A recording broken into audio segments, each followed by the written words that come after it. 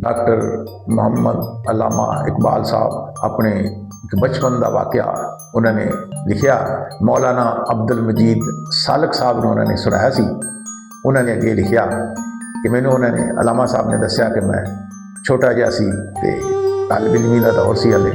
मैं रात को सुता पिया तो कोई हल्की जी आहट आई आ, खड़का आया जिहदी वजह तो मैं जाग गया। जो मैं उठिया जाग्या तो मेरी वालदा माजदा सीढ़ियाँ तो थले उतरती पई। जो उतरती पई तो मैं भी उन्होंने पिछे पिछे उतर के चल पईयां तो उन्होंने पिछे पिछे मैं भी चलता गया। जो चलता गया तो दरवाजे के जाके रुक गई। दरवाज़ा अद्धा खुला सी अद्धा बंद सी, थोड़ा जिहा कुआर उस नज़र आ रहा सी। वो जिन्ना थोड़ा दरवाज़ा खुला सी ना वो रोशनी दियाँ किरनां अंदर आ रही सी ते वो अखां ला के बाहर देख रही सी। मैं उन्होंने पिछे खड़ा हो गया। मैं की देखदा कि सेन दे विच मेरे वाले दे ग्रामी बैठे आ और एक नूर दा हल्का इर्द गिर्द उन्हें घेरा पाया होया। रोशनी नूर यानी रोशनी ने घेरा पाया उन्होंने तो वो दरम्यान च तशरीफ फरमाया। तो मैं भज के अगे लंघन लगा कि मैं अपने वालिद को पूछा कि की मसला है, की माजरा है। लेकिन मेरी माँ ने मैनू रोक दिता। मेरी वालदा ने आख्या ना अगे नहीं जाना। बस मैनू समझाया बुझाया और फिर मैंने सुआ दिता। मैं सौ गया। लेकिन मैनू ये वाक़या भुले ना।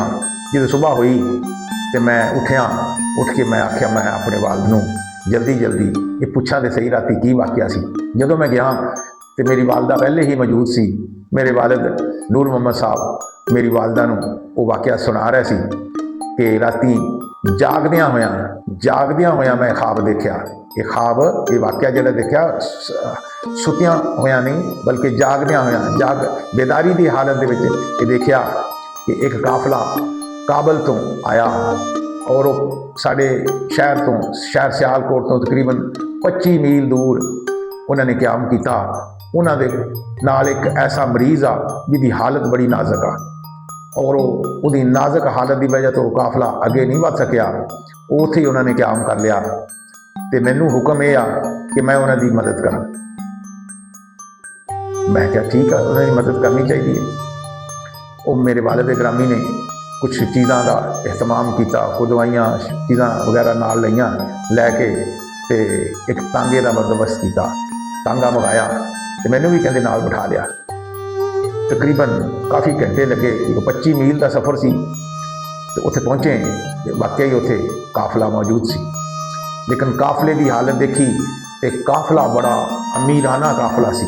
बड़े कोई अच्छे अमीर किस्म के ताजर या बहुत अमीर ज़ादे का काफला सी। ते हैरान होए। आपने जांदे पूछा काफला सलार कौन आ। काफला सलार नूं बुलाया गया तो बड़ा अमीर आदमी सी, बड़ा शाहाना उदा अंदाज सी, शाहाना लिबास सी।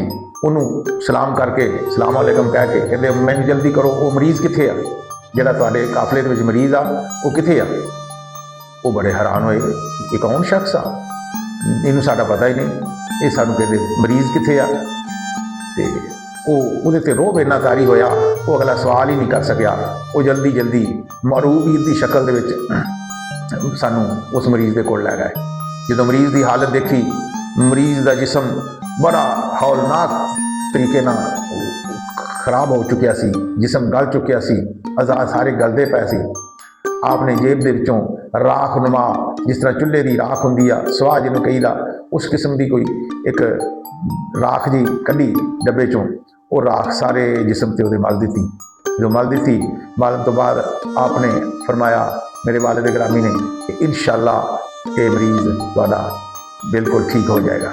मैनू भी कहते कोई यकीन नहीं आया भी ये सवाज ही मलन के नाल कित्थे ठीक हो जाएगा। लवाहिकीन नू भी बिल्कुल यकीन नहीं आया कि ये मरीज़ ठीक हो जाएगा।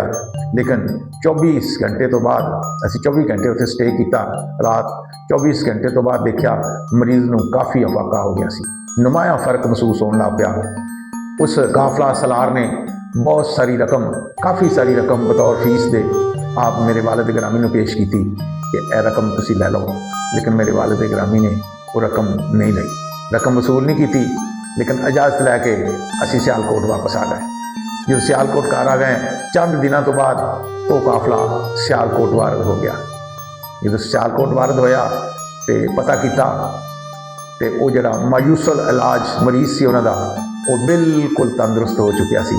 ਉਹ ਉਸ ਦਾ ਇਲਾਜ ਕਰਾਉਣ ਵਾਸਤੇ ਹੀ ਕਾਬਲ ਤੋਂ ਪੰਜਾਬ ਵਿੱਚ ਆਏ ਸੀ, ਲੇਕਿਨ ਉਹਨਾਂ ਦਾ ਇਲਾਜ ਮੇਰੇ ਵਾਲਿਦ ਗ੍ਰਾਮੀ ਨੂੰ ਇਲਹਾਮੀ ਤੌਰ 'ਤੇ ਆਰਡਰ ਹੋਇਆ। ਮੇਰੇ ਵਾਲਿਦ ਜਾ ਕੇ ਉੱਥੇ ਉਹਨਾਂ ਦਾ ਇਲਾਜ ਕਰਕੇ ਆਏ, ਔਰ ਜਦੋਂ ਸਿਆਲਕੋਟ ਕਾਫਲਾ ਪਹੁੰਚਿਆ ਤੇ ਉਹ ਮਰੀਜ਼ ਮਾਯੂਸਲ ਇਲਾਜ ਮਰੀਜ਼ ਬਿਲਕੁਲ ਤੰਦਰੁਸਤ ਹੋ ਚੁੱਕਿਆ ਸੀ। ਇਹ ਅਲਾਮਾ ਸਾਹਿਬ ਫਰਮਾਉਂਦੇ ਕਿ ਮੇਰੇ ਬਚਪਨ ਦਾ ਵਾਕਿਆ ਇਸ ਤਰ੍ਹਾਂ ਮੈਂ ਖਾਬ ਦੇ ਵਿੱਚ ਦੇਖਿਆ। ਮੇਰੇ ਵਾਲਿਦ ਗ੍ਰਾਮੀ ਨੇ ਹਾਲਤ ਬੇਦਾਰੀ ਦੇ ਵਿੱਚ ਹਰ ਚੀਜ਼ ਨੂੰ ਮੁਲਾਹਜ਼ਾ ਕੀਤਾ ਔਰ ਜਾ ਕੇ ਦੇਖਿਆ ਤਾਂ ਬਿਲਕੁਲ ਕਾਫਲਾ ਉੱਥੇ ਮੌਜੂਦ ਸੀ ਔਰ ਉਹਨਾਂ ਦਾ ਇਲਾਜ ਕੀਤਾ। वीडियो अच्छी लगे लाइक करो, फॉलो करो और चैनल को सब्सक्राइब करना ना भूलें।